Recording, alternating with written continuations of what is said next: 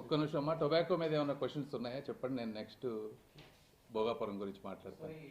ఇప్పుడు కేంద్ర ప్రభుత్వం అందజేసే 50,000 రూపాయల బాండ్ అని చెప్పి అన్నారు కదా, సో దానివల్ల ఎంతమంది రైతులకి లబ్ధి చేకూరుతుంది? అంటే ఇప్పుడు 45,000 బాండ్స్ ఉన్నాయి. దాదాపుగా ప్రతి ఒక్కరికి ఒక్కొక్క బాండే ఉంటుంది రైతులకి. సుమారుగా ఒక 40,000 మంది రైతులకి ఉపయోగపడాలి. దాదాపు అందరూ ప్రతి ఒక్కళ్ళు ఒక పొగాకు పండించే దాదాపు ప్రతి ఫార్మర్ ఇందులో వస్తారనేది మా ఎస్టిమేషన్.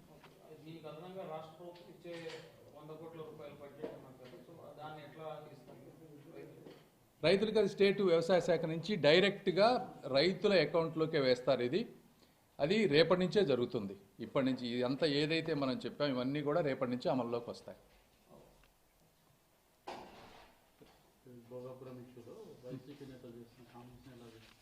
భోగాపురం యాక్చువల్గా నేను నాకు అవకాశం రాలేదు ఎక్కువ మంది ఉండేటప్పటికి మాట్లాడడానికి. మీరు ఒకసారి భోగాపురంది తీసుకుంటే చాలామందికి ఇందులో కన్ఫ్యూజన్ ఉంది, వాస్తవాలు కూడా తెలియాల్సిన అవసరం ఉంది.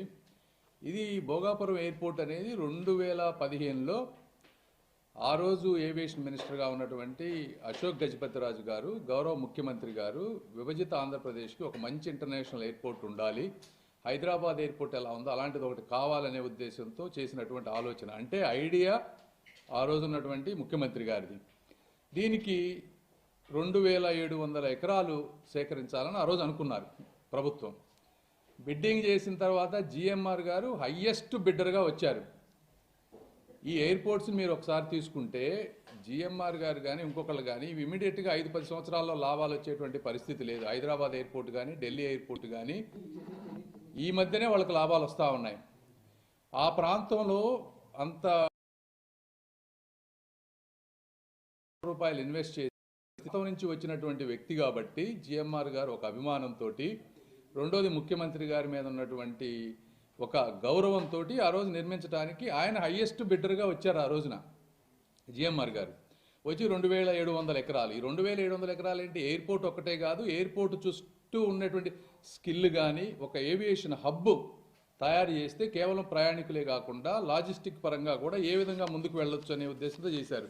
లాజిస్టిక్స్ అంటే ఏంటి, ఇప్పుడు మీరు వైజాగ్ ఎయిర్పోర్ట్ తీసుకుంటే 5,000 టన్నులు మాత్రం ఎక్స్పోర్ట్ అవుతుంది అక్కడి నుంచి. నిన్న ఓపెన్ చేసినటువంటి ఎయిర్పోర్ట్ 20,000 టన్నులు మనం ఎక్స్పోర్ట్ చేసుకోగలం. వచ్చే 20-30 సంవత్సరాల్లో 2,80,000 టన్నులు, అంటే 14 టైమ్స్ నిన్న ఆపరేట్ ఇప్పుడున్న వైజాగ్ ఎయిర్పోర్ట్కి 4 టైమ్స్ ఈరోజు స్టార్ట్ అయితే ఇక్కడి నుంచి ఇంకా 14 టైమ్స్ మనం ఎక్స్పోర్ట్ చేసుకోవడానికి అవసరమైనటువంటిది. ప్రయాణికులు ఈ రోజున 60 లక్షలు ఇప్పుడు అక్కడి నుంచి వెళ్ళే అవకాశం ఉంది. ఇప్పుడు చేసింది 60 లక్షలు వెళ్ళేది. ఇది కూడా ఎక్స్పాండ్కి 4,30,00,000 అంటే 7 రెట్లు ప్రయాణికులు పెరిగినా కూడా ఉండాల్సిన అవసరం.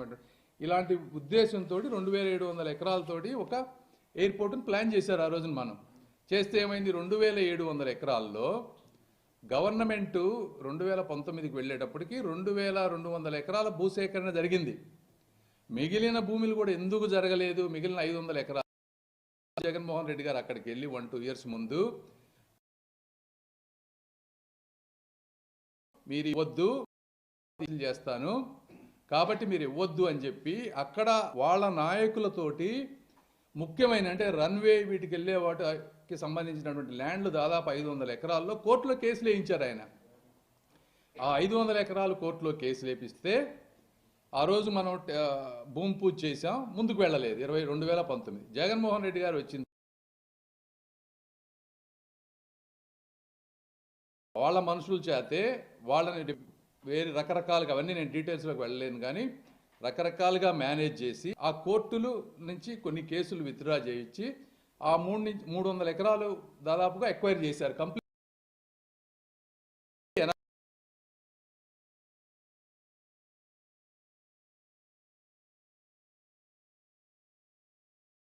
ఎకరాలు చేశారు. ఇంకా 200 ఎకరాలకు ఇంకా ఇష్యూస్ ఉన్నాయి. ఈ 300 ఎకరాలు ఆయన చేస్తే తర్వాత ఏం చేశారు, రీటెండర్ చేశారు. పోలవరాన్ని ఏ విధంగా రీటెండర్ చేశారో ఇందులో ఏదో జరిగిపోయిందని చెప్పి రీటెండర్ చేశారు జిఎంఆర్ గారిని. ఆయనేమో జిఎంఆర్ గారు రాష్ట్రం మీద ఆ ప్రాంతం మీద ఉన్నటువంటి ప్రేమతో ఇంటర్నేషనల్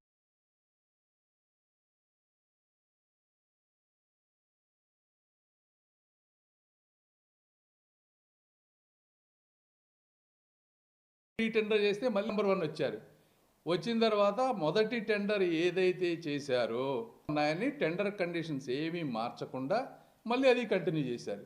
సో జగన్మోహన్ సంవత్సరాల్లో సాధించింది ఏంటి అంటే దీన్ని డిలే చేయటం, ఈ 500 ఎకరాలు ఏదైతే వాళ్ళు కేసులు పెట్టి అడ్డం పెట్టారో ఒరిజినల్ రేటు కంటే ఎక్కువ కాంపెన్సేషన్ వచ్చే విధంగా వాళ్ళ మనుషుల చేత కేసులు పెట్టించి వాళ్ళ నాయకులకి, మళ్ళీ ఇందులో రైతులకు న్యాయం జరగలేదు, అక్కడ ఉన్నటువంటి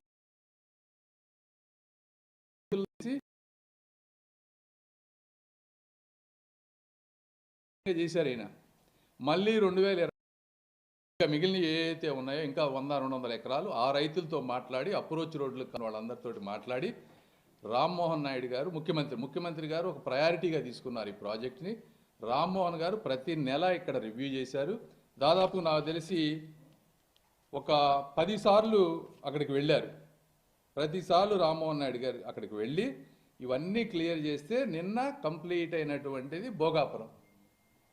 మీరు చూస్తూ ఉంటే ఇంత జరిగింది ఇందులో. ఈ జగన్మోహన్ రెడ్డి గారు వీళ్ళు అంటే ఐడియా కూటమి ప్రభుత్వాన్ని, టెండర్లు కండిషన్స్ 80% ల్యాండ్ ఎక్విజిషన్ మాది, మళ్ళీ ఇప్పుడు వచ్చిన తర్వాత కంప్లీట్గా కన్స్ట్రక్షన్ చేసింది మేము, రామ్మోహన్ గారు కానీ ముఖ్యమంత్రి గారు కానీ. ఇందులో ఆయన క్రెడిట్ ఎక్కడొచ్చింది? ఆయన 300 ఎకరాలు ఆయన అడ్డం పెట్టి వాళ్ళ నాయకులకు డబ్బులు ఇప్పించి అక్కడ రైతులకి అన్యాయం చేసి నాకు క్రెడిట్ కావాలంటారు. ఇది కాదా వాస్తవం జగన్మోహన్ రెడ్డి గారు? మీరు కాదంటే మీరు డిబేట్కి రండి దీని గురించి.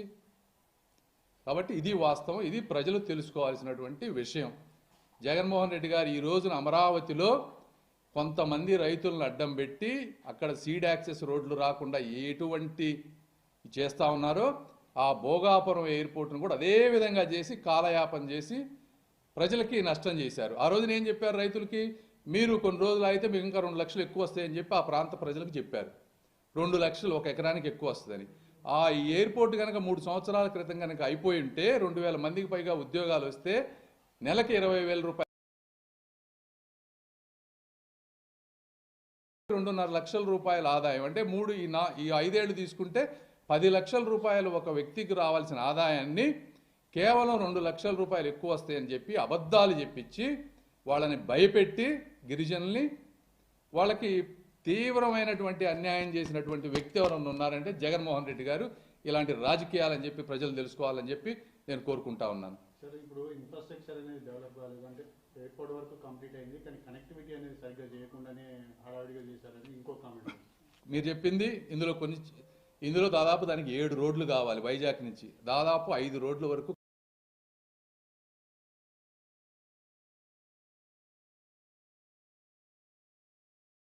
వాస్తవమే, కానీ భవిష్యత్తు దృష్ట్యా దూర ప్రాంతంలో కావాలి. ఇదే చెప్తున్నా. జగన్మోహన్ రెడ్డి గారికి 5 సంవత్సరాలు ఉండింది కదా, రోడ్లు వేయొచ్చు కదా. ఒక్క రోడ్డు అన్న వేసారా? ఎయిర్పోర్ట్కి అన్నీ చేశానంటున్నారు. వాళ్ళే చెప్తున్నారు రోడ్లు వేయలేదని అంటున్నారు కదా. మరి మీరేం చేశారు 5 సంవత్సరాల్లో? ఒక్క రోడ్డు వేయలేదు. మేము వచ్చిన తర్వాత యుద్ధ ప్రాతిపదికన ఒక 5 రోడ్లు వేసాం, ఇంకా 2 రోడ్లు వేయాలి. ఆ 2 రోడ్లు కూడా వేస్తారు. వైజాగ్ ప్రాంతంలో ఉన్న ప్రజలకి కొద్దిగా ఇబ్బంది జరుగుతుంది కొన్ని రోజులు, ఎందుకంటే ఇది గంటన్నర ప్రయాణం. అయినప్పటికీ ఈరోజు మీరు హైదరాబాద్ ఎయిర్పోర్ట్ చూస్తూ ఉన్నారు. ఆ రోజు కూడా ఇట్లనే అన్నారు. ఈరోజు హైదరాబాద్ ఎయిర్పోర్ట్ చుట్టూ ఎంత ఎకో సిస్టమ్ బిల్డ్ అయిపోయిందో చూడండి మీరు. ట్రాఫిక్ పట్టనటువంటి ఇది కూడా 1-2 సంవత్సరాలు అవన్నీ జరుగుతాయి. అక్కడ ఉన్నటువంటి నాయుడు గారు కానీ, భరత్ గారు కానీ, లోకల్ ఎంపీస్ కానీ వీళ్ళందరికీ కూడా వీటి మీద పూర్తి అవగాహన ఉంది. వాళ్ళందరూ కూడా ఇవన్నీ చేస్తారు. ప్రజలు అర్థం చేసుకోవాలి, అభివృద్ధిని అర్థం చేసుకోవాలి, చిన్న చిన్న కష్టాలు ఉంటాయనే విషయాన్ని కూడా అర్థం చేసుకుంటారని మనస్ఫూర్తిగా కోరుకుంటా ఉన్నాను.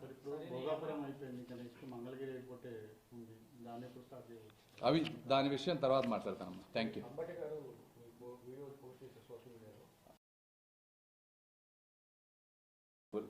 మీరు ఏదైతే మాట్లాడని నేను మాట్లాడతాను, అంతేగాని ప్రజలకు ఉపయోగం లేదు. మమ్మల్ని ఎన్నుకున్నది ఎందుకు? ప్రజలకు ఉపయోగపడే ప్రతి నిమిషం ప్రజలకు ఉపయోగపడే పనులు చేయాలి, అంతేగాని వ్యక్తిగత విమర్శలకి నా టైం నేను వేస్ట్ చేసుకోదలుచుకోలేదు. Thank you.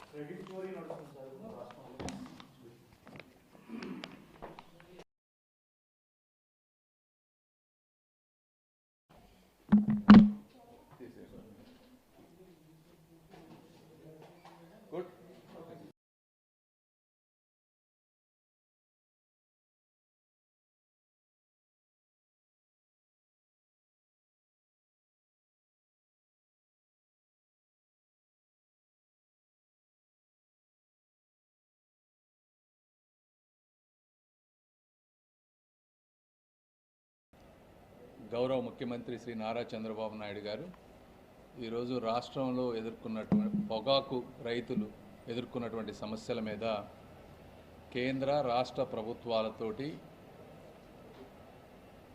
ఒక అధ్యయనం చేసి ఏ విధంగా వాళ్ళకి హెల్ప్ చేయాలనే దాని మీద బాధ్యత అప్పచెప్పారు. మీరు ఒక్కసారి తీసుకుంటే 25-26 క్రాప్ సీజన్కి టొబాకో బోర్డు అప్రూవ్ చేసినటువంటి ఎఫ్సివి టొబాకో దాదాపు 140 కిలో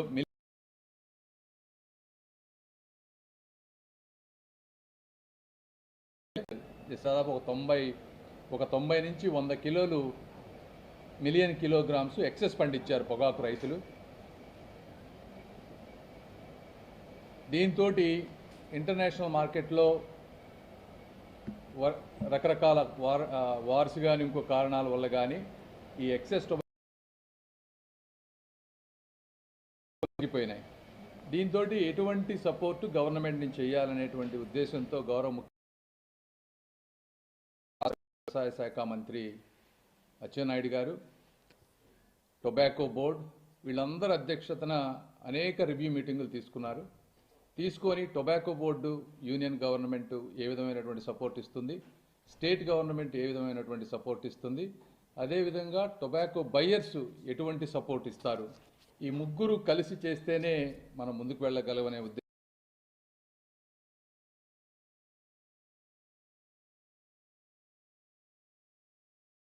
ఒక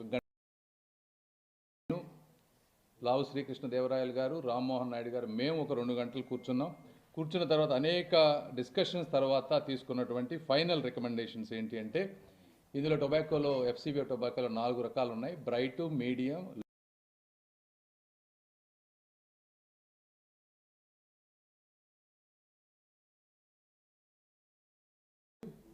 ఆ ప్రైజుకు దగ్గర ఎక్స్పోర్టర్స్ ఎవరైతే ఉన్నారో వాళ్ళు కొనడానికి అంగీకరించారు. కాబట్టి వాటిది మనకి ప్రాబ్లం ఎక్కడుందంటే లో ఆఫ్ స్టైల్లోనే ఎక్సెస్ ఉంది. ఇది దాదాపుగా 90 మిలియన్ కేజీస్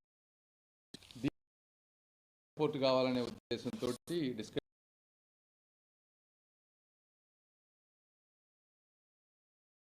ఫార్మర్కి బ్రైట్ కానీ మీడియం లో కానీ ఆఫ్ స్టైల్ ఉన్న ప్రతి ఒక్కళ్ళకి కూడా 50,000 రూపాయలు ఇంట్రెస్ట్ ఫ్రీ లోన్ ఫర్ 2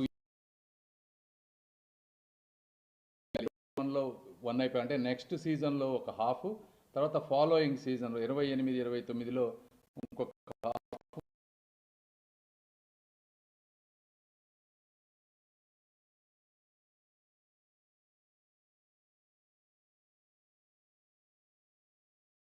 కి 5,000 బాండ్స్ ఉన్నాయి ఇక్కడ మన ఆంధ్రప్రదేశ్లో. 45,000 ఇంటూ 50 అంటే దాదాపుగా 50 కోట్ల రూపాయల లోను యూనియన్ గవర్నమెంట్ నుంచి వస్తూ ఉంది. రెండోది స్టేట్ గవర్నమెంట్ నుంచి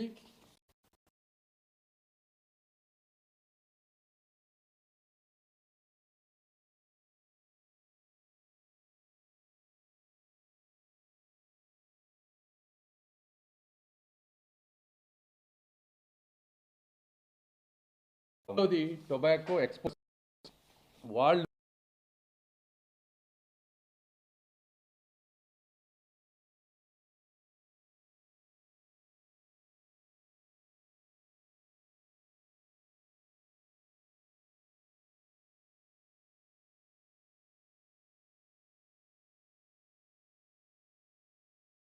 రూపాయలకి తగ్గకుండా మేము కొనడానికి ప్రయత్నిస్తామని చెప్పి టొబాకో ఎక్స్పోర్టర్స్ అందరూ కూడా చెప్పారు.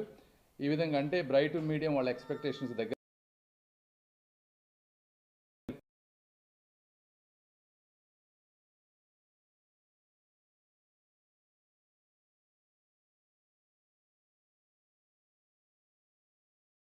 Million per KG tobacco auction అయ్యే విధంగా 2 నెలల్లో చేసే విధంగా మేము కోరాం. వాళ్ళు కూడా ఒప్పుకున్నారు టొబాకో బయర్స్.